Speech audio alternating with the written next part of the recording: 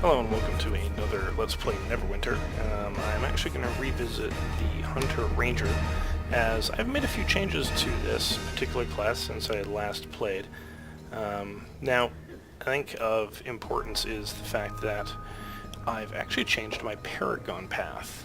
Not a whole lot has changed, but primarily my Paragon path has changed, and along with it, a couple of the powers that I would use that come in the form of my class features, as well as one of my at-wills has changed. Basically, long story short, what I've since reached out to do with this class is to try and maximize one particular ability. And that ability is this one. It has the potential to be the single most powerful ability that the Hunter Ranger has. And really my goal with this was to see what other people were doing with it and try and form my own judgments. Now this is what I've done, obviously. This isn't going to work for everybody. But it's going to start with some of the feats that I've taken. A lot of these feats you might remember from another video of mine, but at the same time it doesn't hurt to go back over what some of these do and why I've taken them. I did change a couple things with the feats that I've taken as well, but my heroic feats remain the same. So, just obviously have a quick look at what I've got here for the heroic feats. I'm not going to go into a whole lot of detail there as to why I've taken this stuff, because as you go through, most of it should be fairly self-explanatory. Now, what you will notice, unlike before, is I have gone on with a full trapper build. I have nothing in combat and nothing in archery. Now, there is a recent rework of the Hunter Ranger coming up that's going to make archer and combat a little bit more viable than they are. However, I'm probably going to cover that at another point in time. So let's have a look at this. Now, we've covered this top section before, and this whole thing is about stance dancing. So stance dancing between melee and ranged. Obviously, fleet stance. But to move faster whenever you change stances, 6 seconds at 10% faster movement speed. Incredibly handy when you really need to close distances with something, because you've suddenly triggered a very quick, short duration buff on yourself, and you need to close that gap like now. This is actually really where this particular feat shines. Next is deft strikes.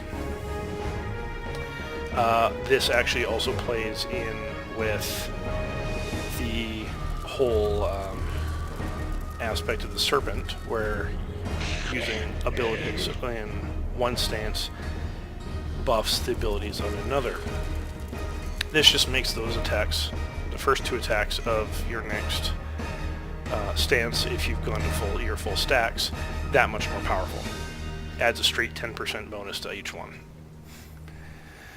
Then we got Trapper's Cunning. Your critical strikes have a chance to apply weak grasping roots.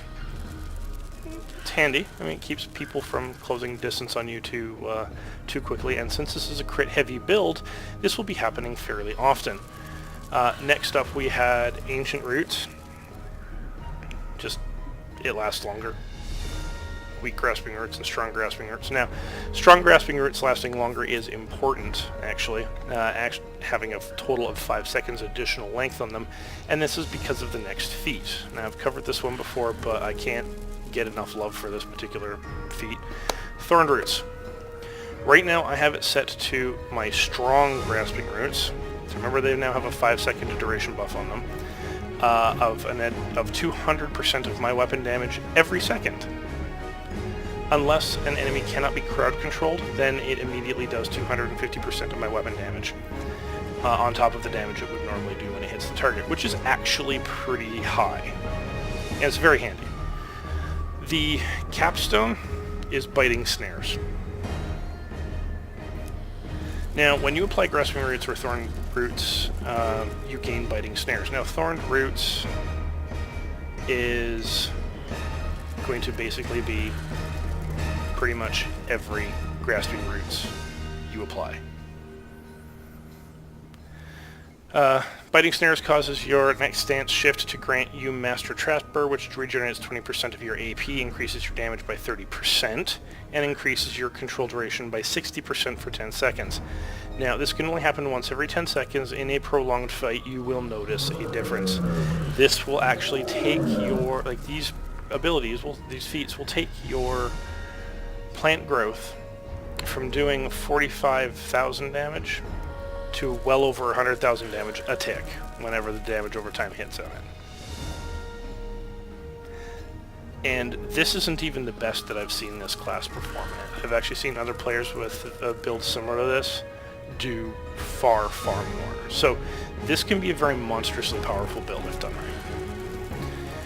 So now the new feats that I have are, it's actually going to be this bottom row here. So I've got Forest Bond. When you apply Grasping Roots, you reduce the cooldown of all your currently recharging powers by 5%. Since this is Grasping Roots heavy, this means your cooldowns are basically always going to be being reduced. The other thing that we have here is Swiftness of the Fox. More cooldown reduction. All of my melee powers reduce the cooldowns of my ranged powers. All of my ranged powers reduce the cooldowns of my melee powers. If you do a full skill rotation of just your encounter powers on a single target, it doesn't matter how many targets you hit with this. If you do it on a single target, you will refresh the cooldowns of all of your skills for the other stance. How cool is that? So basically you can have almost 100% uptime of all your abilities as long as you use all your abilities, switch stances, use all your abilities, switch stances, and just keep it rolling. Serpent's Bite, Aspect of the Serpent class feature, now provides an extra 5% damage per stack, plus it also provides an extra 2.5% critical chance per stack. So that means at 2 stacks, which is the highest it goes, you get an extra 10% more damage off your first attack, and an extra 5% boosted critical chance off your first attack. Can't get much better than that. So, now the powers that I've changed up. So, we've got, again, Rapid Shot is going to be your go-to. Right now I'm using Seismic Shot as my daily. It's not really my favorite, but it has its uses. Let's see, we have here Aspect of the Serpent, Constricting Arrow, and Steel Breeze. Constricting Arrow is basically my opener, because I like hitting guys with the strong Grasping Roots right off the bat, just get that damage ticking in there. And then also when you switch stances, you get the Master Trapper buff. Blade Storm is going to be the new class feature that I'm using, because before I was using Aspect of the Hawk. This one, however, I'll get into a little bit later as to why I'm using this. Electric Shot and Clear the Ground, really great, simple area of effect on your at-wills. Disruptive Shot I have as my other daily because I like being able to interrupt casters. I am not using Fox's Cunning or Fox's Shift anymore. So that's actually another big change. I do like the ability, but unfortunately Fox's Cunning is a one-time use deal until you actually get into the fray, get up close, but once it triggers that one time to dodge that one attack, it's basically useless to you until the cooldown's worn off and you use it again. What I've replaced it with is Longstrider Shot and Gushing Wound. You can use this regardless of your Paragon. You can use this as the Tracker Paragon or as the Stormwarden Paragon. I've gone Stormwarden here, as I might have mentioned before. Longstrider Shot is actually the one power that I actually use. I won't say exclusively, but I definitely use this a lot. This is one of my standard rotation abilities, and you have to use it from 30 feet away. If you don't, there's no point in doing this. Well, damage bonus and 60% faster movement speed for 4 seconds. What's not to like about it? So now you're moving a lot faster, you're closing the distance to your target, you've buffed your damage for the next 4 seconds, on top of all the other buffs you should have rolling in at this point in time, and now you have hit your plant growth and you can expect to see decent damage. Now, again, like I said, this is at level 70. I've got some pretty decent gear. I'm not as geared as I could be, but this is stuff that you can actually expect to achieve. The other encounter power I have, everyone should already be familiar with this one by now, is Cordon of Arrows and Plant Growth. Now, in my first video, and actually even in my second video, you didn't really see me use this that much, but I did have this. Although I don't think I was using it. No, I don't think I was using this one. I think I was actually more specifically using Constricting Arrow and my Hindering Shot. So, Cordon of Arrows and Plant Growth. So, Plant Growth I've already mentioned is our most powerful ability. It also does a damage over time, which is actually quite nice. The other thing is Cordon of Arrows. Now, Cordon of Arrows is actually pretty fun. When you actually, it is a thing that you target on the ground, and anything enters that area, they get hit with a barrage of arrows.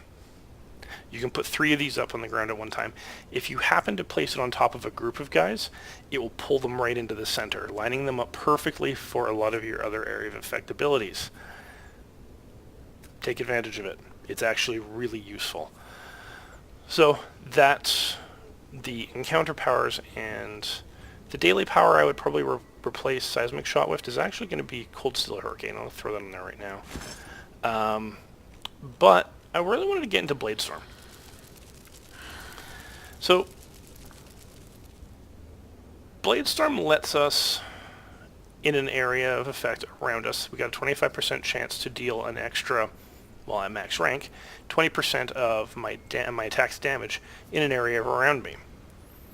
That applies to all melee abilities, your at-wills and your encounter powers. So Plant Growth, Steel Breeze, Gushing Wound, Clear the Ground, and Rapid Strike. All of them.